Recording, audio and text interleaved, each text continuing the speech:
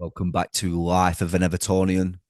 Blues, this is a new YouTube channel, so please feel free to subscribe if you haven't done so already. Click that bell to turn on post notifications. Everton nil, Brentford nil. What a miserable, wet, weary day today at Goodison Park. And the performance was as wet and as weary as the conditions. This is our last season at Goodison Park, and this is the worst football that I have ever seen. Plain and simple. Um, in terms of the stats, it says we had 25, 26 attempts, whatever it was, um, five on target. Were there clean chances on target? Probably two in the first half from Calvert-Lewin. Did we start off okay? We did. Did we get worse when Brentford went down to 10 men? We did, because we know that this Everton side, these Everton players, they don't create clean cut chances. It's all counter attack, potential, set piece. What can we create? When you think back to last season when we went on that run of winning 5 games, it took a penalty at St James's Park to get the momentum going from that point. When we played, was it Burnley? And that goal kick deflected off Calvert-Lewin and we managed to go in at half-time 1-0. Lucky goals against Forest, aircrafts from Dwight McNeil and Idrissa Gana Gueye, who couldn't put a pass together today. Listen, I'm going off and talking about last season, but this is about this season. Can we kick on? Can we move forward under Sean Dyche? Is today Sean Dyche's fault? I've been raging at him in previous weeks. What changes did he try to do today to change things? Was it like for like again? It was. Why is Nathan Patterson not getting a sniff? Why is he not getting a chance on that right hand side? You know, we went with a two in the second half to try and open them up, and we didn't create anything. Beto's had an header that's just like gone off his head like a 50 pence piece. And other than that, I really can't think of any. Dwight McNeil, I think, had a chance, a shot. He had a massive chance in the first half that obviously landed on his right foot and it weren't going to be in target. I just see this Everton team slowly but surely getting worse under Sean Dyche. And we look at this Christmas period that's coming up, and all I can envisage and see is that we are going to be in the mix, probably in that relegation fodder. We go to Man United next week, and then we've got Wolves, who are massively building momentum and picking up points now. I'm worried again. Has my worrying ever really stopped? It hasn't. I need this freaking group. We need this freaking group to come in and make changes quick. And I just feel another manager will get a better tune out of these players. Listen, if we don't score in that first 10 to 15, 20 minutes, we just get more and more nervous. And especially, when they went down to 10 men, you felt it in the second half. It was almost like how Mike Tyson started last week in that first 2 minutes, 4 minutes, first two rounds, he was steady. And then we saw the legend not put a combination together, and was scared to come up against Jake Paul, and he stayed away from him. Everton today have created nothing in that second half. We really haven't created anything. And I just want to go back to why is Nathan Patterson not coming on for Ashley Young? Listen, Ashley Young's done all right today. And I'll be honest, by having Jared Branthwaite in the back four, it does allow Mikalenko to push on a little bit. You can tell he gains a little bit more confidence knowing that he's got Jared there.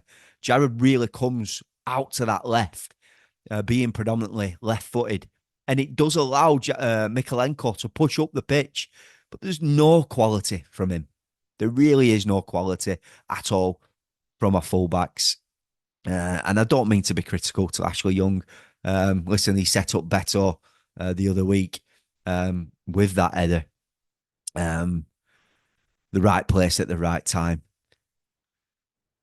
But patterns of play, they're not there to see. There's no calm on the ball. It's all panic. It's all rushed in that final third. And I just feel that these changes need to be made quick. I am worried about December. I think we're all worried about December. How many points can we pick up? You're looking at that Wolves game. That is it. That is it. Let me just have another nosy, because I know it's United next week. Wolves, that is the game. Merseyside derby. Are we going to get a performance like we got last season? Arsenal away, Chelsea at home, City away. Kudos to Tottenham tonight. Saw the last bit of that game as I'm coming in. Unbelievable performance. Massive game got massive game against Forest at home on the 29th of December. So huge December for us. I know that there's some players to come back. Is Brozier going to give us something a little bit different? I hope so. But I just feel under this manager, it's just another light for light, and there's no change in any sort of strategy that we're trying to do. The patterns of play are all the same. I still believe that we're missing Jimmy Garnett and Timmy Raburam in this Everton team for a little bit of invention, because there's none. There literally is none. And I'm worried. I am. I'm worried under this regime, under this manager. This freaking group needs to come in rapid and make significant changes that allow us to stay in the Premier League and going into Bramley-Moore next season with many players' contracts coming to an end. Listen, I don't want to come on here and always sound negative, because I am a positive person, but because how positive I am in life in general, I love Everton, and they freaking depress me massively at the minute. Somebody commented on my channel this week, if you've got nothing to say, which is good and nice, then pretty much don't say anything at all. I'm passionate about Everton Football Club, and I've got a voice, and I've got my own YouTube channel, podcast, and I will vent because it makes me feel better. And I feel that everything I say are all valid points. And I've had enough. I've had enough of this Everton team, the way it's set up, the way they play. I'm fed up of Sean Dyche. I've said it on previous videos. I feel like the momentum is constantly being like this. I was sick of Sean Dyche. It goes right back to the Bournemouth game, I'll be honest. That's when it really started for me. I felt like he did a good job last year. He did what he did. He made us hard to beat. We went on that run with 5 games, 5 wins. And I felt like that was it for Sean Dyche. I would have liked to have moved on, but who's been in position to make decisions on any new manager coming in? Mashiri's not going to sack Sean Dyche, knowing that he's only got like 6 months left of his contract to do now. And obviously, beginning of the season, a year left. He's not going to pay him off. So, yeah, the Bournemouth game, 2-0 up. And the way we ended that game, crying out for the right substitutions to be made, brought off Lilliman and Jai, just made blunders in terms of decisions to um, close out that game. So that is it. That is it. That's how I feel.